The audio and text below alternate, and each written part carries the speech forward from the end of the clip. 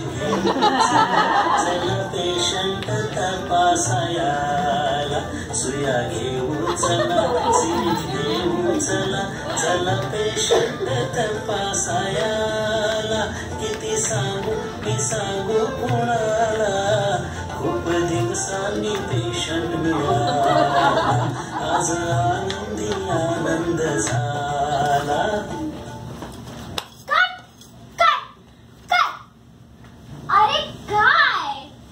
मला इथं फक्त एक डॉक्टर हवा होता एक आणि आता मला तोही मिळणार नाही असं वाटतंय.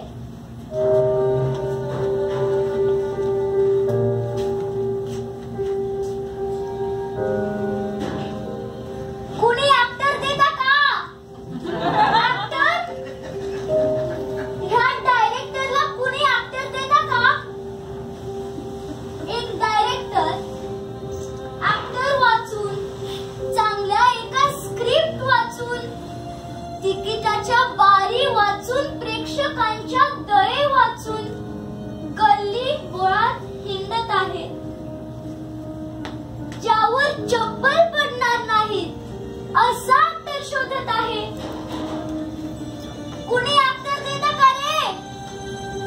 ऍक्टर डायरेक्टर बाय थांबवत आहे सगळं. हो आणि चला आमच्या बरोबर आता. दूर व्हा सगळे, हे तुमचं काम नाही. ऑडिशन दिली म्हणून कोणी ऍक्टर होत नाही. दूर व्हा. मी आहे निर्माता आणि मीच आहे लेखक. मीच होईन ऍक्टर आणि मीच होईन गायक.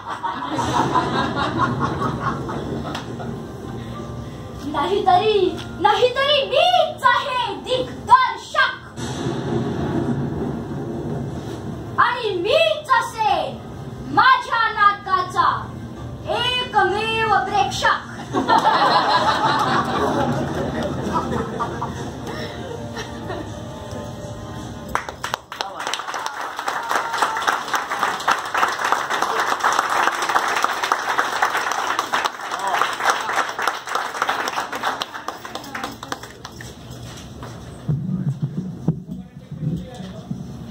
मी कलाकारांची ओळख करून देतो. पेशंटची बायको गायत्री करमरकर, पेशंट ओजस कुलकर्णी, आपला डॉक्टर कार्तिक करमरकर आणि पेशंटचा भाऊ श्रेयन कुलकर्णी आणि शेवटपर्यंत ऍक्टर न मिळालेले आपले डायरेक्टर शलाका डोळस. यानंतर मी प्रशांत दामले आणि कविता मेडेकर यांना तिथे येण्याची विनंती करतो. तर प्रशांतजी, एकीकडे तुम्ही एका पाठोपाठ एक हाऊसफुल प्रयोग करताय आणि प्रत्येक वेळी तुमच्या नाटकांना सगळे इतके प्रेक्षक लागतायत. आमचा डायरेक्टर असा एक आहे की शेवटी त्याला स्वतःलाच आपल्या नाटकाचं प्रेक्षक व्हायला लागतंय. तर या बालकलाकारांना तुम्ही काय सांगाल? आणि बालकला सांगायच्या आधी त्यांच्या पालकांना सांगेल. त्यांना मुळात एवढं छान मराठी बोलायला शिकवलं याबद्दल मला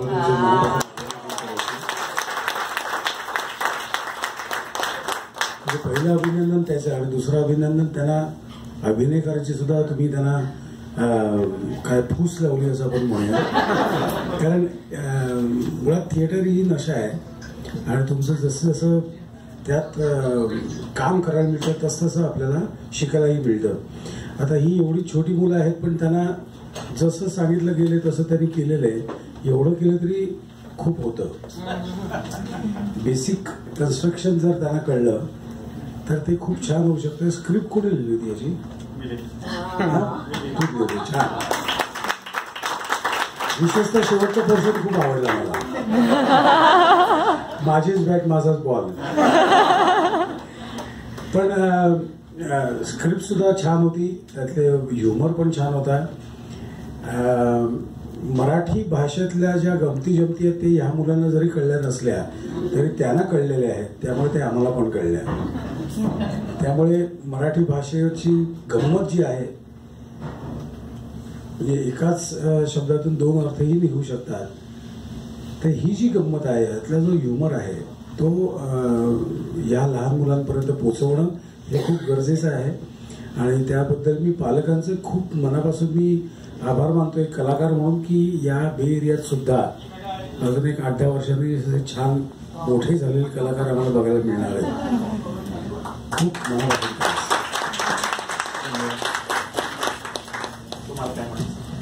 नमस्कार. मी पण आता ह्यांचा परफॉर्मन्स बघताना तोच विचार करत होते, किती छान स्वच्छ मराठी बोलतायत. आणि किती दिवस तुम्ही सगळ्यांनी रिहर्सल केली ह्या सगळ्याची? 1 आठवडा रफली. That's it. Oh my God. मग एका आठवड्यात तुम्ही किती कमाल केली. आम्हाला सुद्धा 1.5 महिना रिहर्सल करावी लागते. तर खरंच तुम्ही छान आधी केलं होतं. Very good. आणि तुमच्या त्या रिहर्सलसाठी तुम्हाला त्या त्या ठिकाणी घेऊन जाण्याची जबाबदारी तुमच्या आई वडिलांनी सांभाळली, त्यामुळे तुमचं पण खूप खूप कौतुक. आणि मजा आली तुमचा परफॉर्मन्स बघताना. उगाच.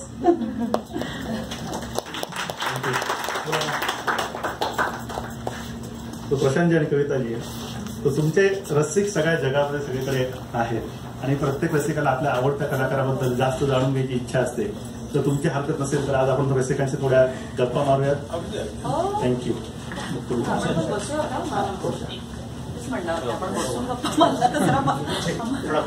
माझ्या समोर